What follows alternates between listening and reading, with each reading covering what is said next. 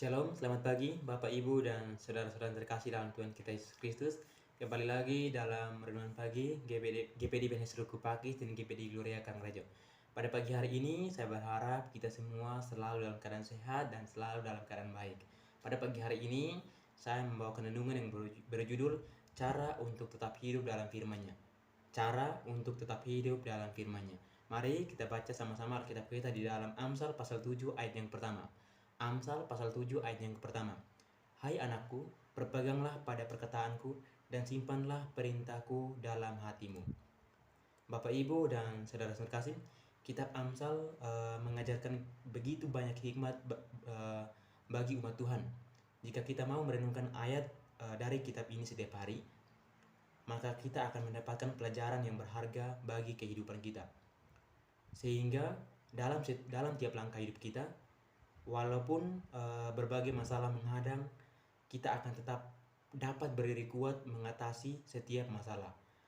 Badai sekuat apapun yang menerpa kehidupan kita tidak akan dapat menggoyahkan iman kita ketika hidup kita selalu mengandalkan Tuhan, selalu mengandalkan firman-Nya. Bapak Ibu dan saudara-saudara kasih, ketika kita memilih untuk hidup di dalam jalan Tuhan, maka hikmat dari Tuhan akan dicurahkan bagi kita. Sehingga dengan hikmatnya itu kita dapat berjalan sesuai dengan kehendak Tuhan. Raja Salomo, anak dari Raja Daud, begitu menggantungkan hidupnya kepada Tuhan, sehingga Tuhan memberi hikmat yang luar biasa bagi Salomo. Hidup Salomo begitu diberkati Tuhan dan menjadi raja yang sangat dikenal sampai ke segala bangsa pada zamannya. Bapak Ibu dan saudara terkasih, demikian juga dengan kehidupan kita saat ini. Ketika kita menggantungkan hidup kita kepada Tuhan, maka Dia akan memelihara hidup kita dan memberkati setiap langkah hidup yang kita jalani. Amin. Bapak Ibu dan saudara kasih, di sini ada dua hal yang perlu dilakukan untuk tetap hidup di dalam firman-Nya. Yang pertama, dalam Amsal 7 ayat yang kedua, berpeganglah pada perintahku dan engkau akan hidup. Simpanlah ajaranku seperti biji matamu. Bapak Ibu dan saudara terkasih, Tuhan memerintahkan kita untuk berpegang kepada segala perintah-Nya. Ini berarti bahwa dalam pekerjaan, aktivitas, kegiatan sosial, dan lain sebagainya, kita itu harus tetap berpegang teguh pada firman-Nya. Jangan sampai kita menyimpang ke kiri dan ke kanan. Jangan sampai kita berkompromi dengan cara-cara dunia yang selalu menggoda kita untuk dapat meraih segala keinginan kita. Bapak Ibu dan saudara terkasih, Tuhan mengatakan untuk menyimpan ajarannya seperti kita menjaga biji mata kita sendiri. Kita akan melindungi mata kita sedemikian rupa apabila ada sesuatu mengganggu atau menyakiti mata kita. Seperti itulah yang Tuhan inginkan ketika kita menyimpan ajarannya.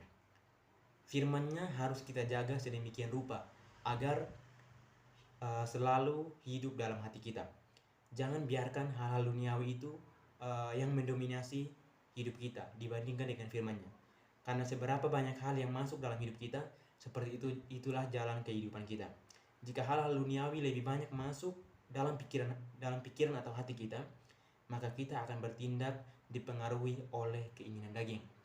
Tetapi sebaliknya, jika lebih banyak firman Tuhan yang masuk dalam hidup kita, maka firman itu akan bertumbuh subur dan menjadi berbuah dalam hidup kita, sehingga setiap langkah kehidupan kita akan mencerminkan kasih Tuhan. Amin. Bapak Ibu dan saudara terkasih, dengan membaca firman Tuhan setiap hari, maka kita akan menjaga firman-Nya tetap hidup di dalam hati kita. Nah, poin yang kedua adalah Amsal 7 ayat yang ketiga. Tambahkanlah semuanya itu pada jarimu dan tulislah itu pada loh hatimu. Amin. Bapak Ibu dan saudara terkasih, Tuhan juga memerintahkan untuk menempatkannya pada jari kita. Ini berarti bahwa kita harus membuat agar firman-Nya itu dapat lekat dalam hidup kita dan tidak terlepas dari kehidupan kita.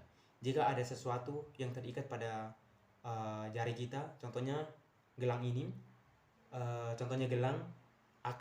jika kita sudah memakainya terus-menerus, maka akan selalu teringat akan benda tersebut. Tuhan juga mau agar kita itu selalu ingat bahwa ada firman Tuhan yang selalu melekat dalam hati kita.